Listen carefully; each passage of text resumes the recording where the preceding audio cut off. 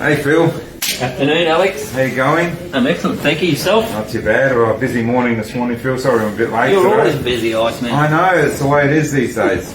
So, are we the champ? No champs here, Phil. What? No. It's 2 tournaments in a row you haven't won. I know. Bad start to the year. It's lack of practice, Phil. Practice? Come up against some young guns and they showed me what was going on. So we had the state 9-ball. Yeah. South Australian 9-ball titles. That's right, and that's so unfortunately I didn't quite get to the line, but you had a good tournament. it was a good event. At the 35 runners. Fantastic. So on the Saturday we had a qualifying groups. Top 24 players out of that 35 went through to Sunday, and we had the top 8 players seeded into the last 16. Yep. So we'll start with the quarterfinals. Quarterfinalists was myself. I played Ryan Mountford. I had a heel game with him at 9-8. Ryan played very well. He's a good player. Yeah, he is actually. He's Ricky Watson, who we haven't seen around for a while. He's returned from his broken leg. Yes, and he come back pretty strong. He put Daniel Stewart out, who's the young gun in a bit of form, putting a lot of time in. Young Daniel, he had a plus 40 on our first round of Vegas League on Thursday, Phil. Some good shooting. Yeah, well, he's in my team now, so he better keep that up. Good recruit. He better keep that up, Phil. Mikey Cassiola put out Jason Ahmed, who's always around the place. Spinner at the finish. Yeah, and the last one was James Georgiadis defeating Roland Green in the quarters. Good effort from Roland as well. Yeah. Getting at the finish. He's always, I feel he's always a couple of shots short of the quarters. You know, he's a definite last 16, and if he comes with his A game, he can make quarters, and he proved that yesterday. Good effort. That was very good. We got to the semis. I ended up drawing Mikey Cassiola. He demolished me 11-5. Played very well. You know, I had a few errors, but it was pretty clinical in the end. James Georgiadis put out Ricky Watson. I think James is queuing absolutely beautifully on the 9-ball table. Yeah. Rarely makes a mistake, not silly mistake. You know, he was known to make a couple of little errors in each match. Yeah. But Ricky Watson, I think, gave him a couple of extra shots, and James took care of him. Well, I think at the beginning of the event, Ricky making the semis, he probably would have been happy with that, saying he hasn't played and he's broken his leg and hasn't been able to get on the table. So I think that's a good finish for Ricky. Well, he has got a table at home. You know, he can't walk around the table and play with a broken leg. Well, I'm sure there was a point there where he was doing something. Yeah, but irrelevant. Yeah, still a great player. Yeah, absolutely. So we had the usual suspects in the final. Yes. Mikey up against James. It was a race to 13, and the standard was very high. You know, considering we've been there all day.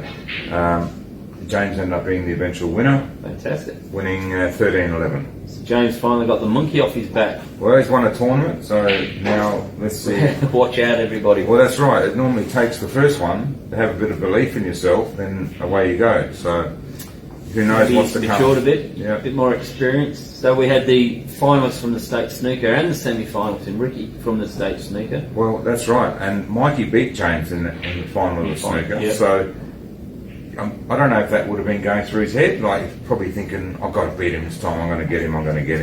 And that can fire you up, or it can work the other way. So it's good to see James got that win. So it is highlighting they're the best 2 purest on it, or best 2 9-ball players in South Australia. Oh, well, obviously, but they're not the best 2 purest in South Australia?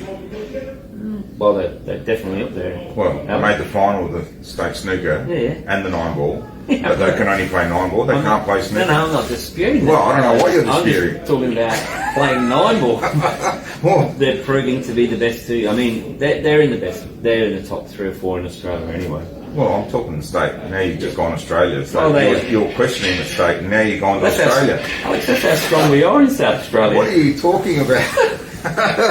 Anyway, congratulations, James. Great win yesterday. Well done, James. Really pleased for him. Battle at Mikey. Yeah. And also well done to Ricky and himself on making the semi-finals. Thank you very much. So, you know, when the players start winning, they start getting this target on their back. Yeah. So we know where that target is now.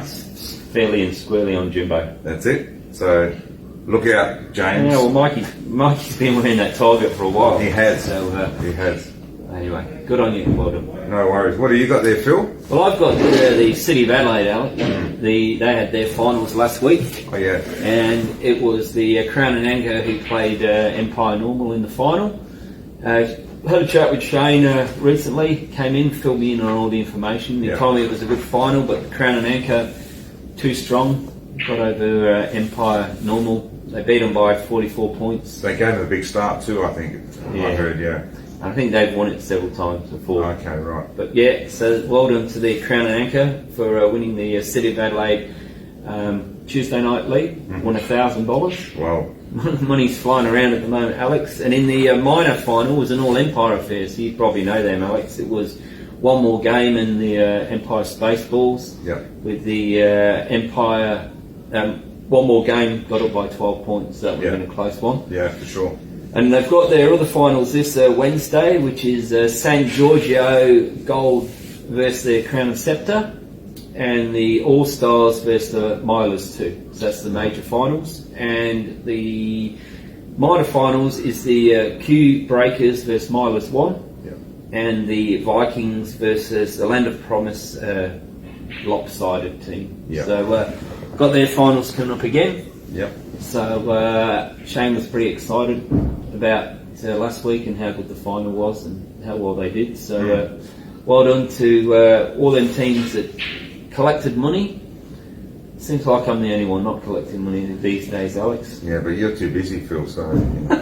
I'm very sorry. That's all right. Anyway, well done. No. And good luck to the finals this Wednesday night. That's right. So, we'll move on. We've got Super League. Super League, yep. Yeah, so round 1 starts tonight. We've got the 18 teams as promised. Sarwan has done a fantastic job again. I'd like to request to the players that are playing Super League, let's try and help Sarwan out by paying our fees on time. We've got a registration to pay. Especially when you've got 18 teams. 18 teams, it's a lot of players to follow up. So it's a $100 rego. If you got it, please bring it in tonight. Get it done as soon as possible. It's just so much to organise, and he's done a fantastic job to get it this far. Yeah. He would know who is playing in every team. He's basically helped them sort the teams out. Tonight we are going on Poolstat Live. So again, I'm not 100% sure. I'm getting a lesson today from Sarwan on how that's all going to work. So do they enter the results into the phone, do they? We enter the results either iPad or a phone, but the results are like the whole team sheet will be on the phone, live.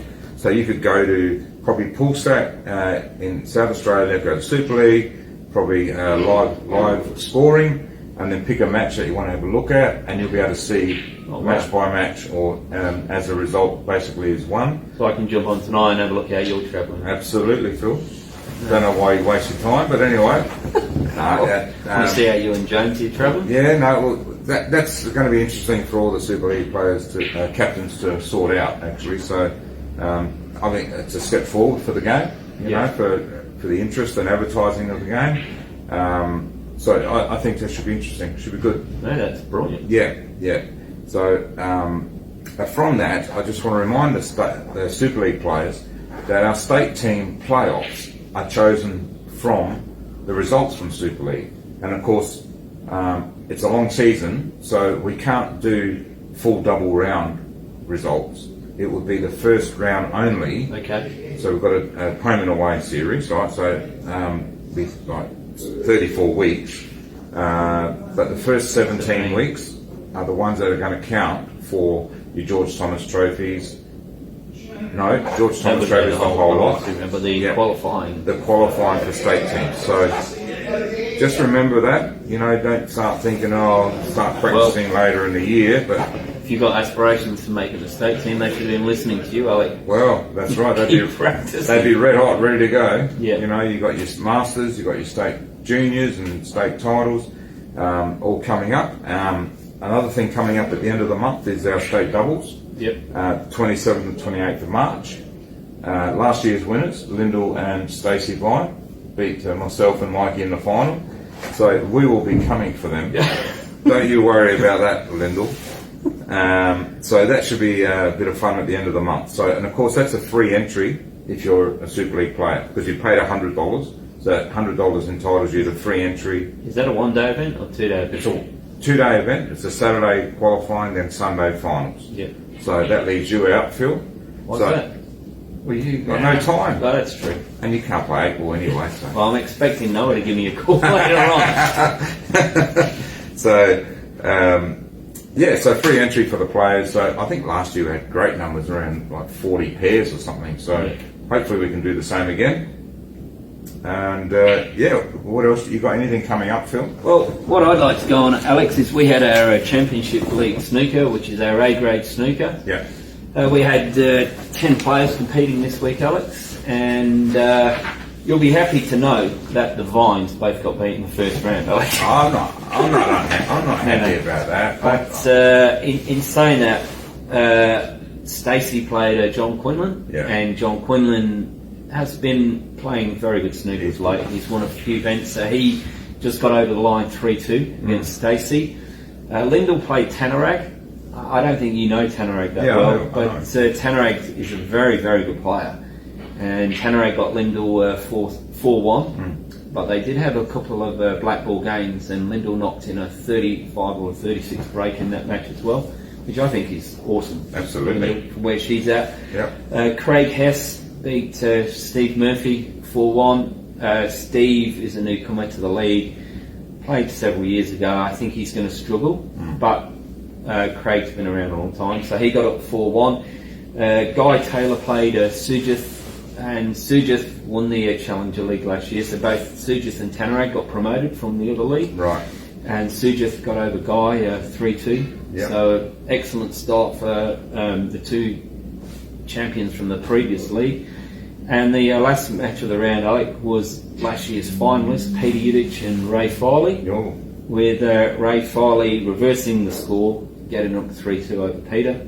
Peter did knock in a 50 break in the match. Yep.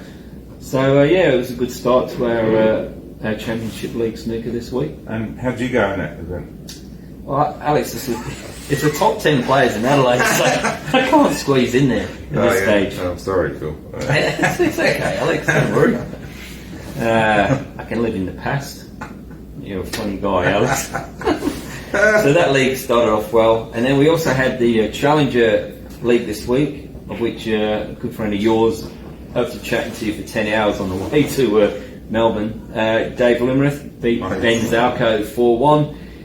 We've got a new player in the club, Alex. His name is Kieran Maguire. He's from Ireland. Pretty handy player. Played himself down a little bit and wanted to join the league, and he's won his first 4 matches 5-0. And he's been knocking in 2 or 3 30 breaks every match. Kieran played Derek Hill. Derek Hill, as you know, just won that 147 league, and I expected Derek to give Kieran a run for his money, only because he could tie him up a little bit. But Kieran got him 5-0. We do have a sad note from the Challenger League. It's John Barnes, who he finished 3rd last year. He's a fantastic guy. We love seeing him around the venue. Happy, smiley sort of character. Injured himself at work last week, so he now has to have surgery on his back. So he's had to pull out the league this week. So that's a bit unfortunate.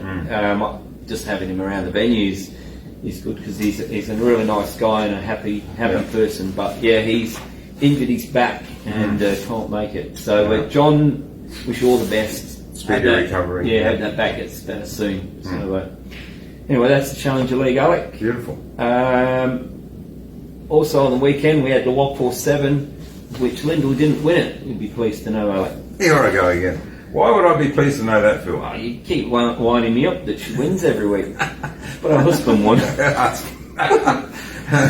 it's staying in the Vine family. But well done.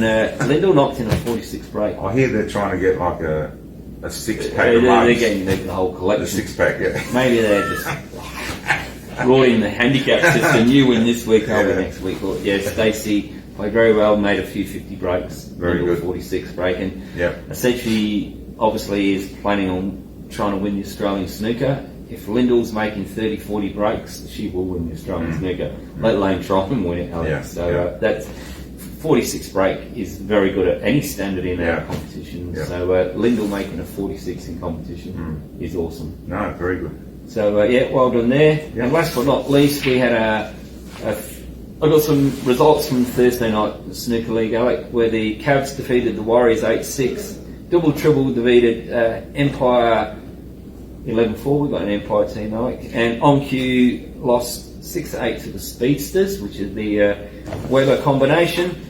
And last but not least, on our Tuesday night, we've got our last round of matches this week, Alec. We've got 10 teams in the league. Top 6 make the finals, and 9 of the 10 can make the finals. Wow. So it's very close. The only two that are locked in are Chalk is Cheap and the Hurricanes, which is your friend Kyle Stereo, Chris Stereo, and Nathan White, and George Nicolopoulos and Emil Riera. They got the double chance. They finished 1 and 2, but the rest of the spots, except for one, are all up for grabs. Yeah, it's fantastic. That makes a nice balanced league, doesn't it? You know, it's and they've been playing for like 18, 19 weeks, and that's how tight it is. So that's all fantastic. So. Yeah, awesome. What about up and coming events? Got any? I did mention the state doubles at the end of the month. Yep. We've got our Adelaide Cup knockout on the Monday. Yep.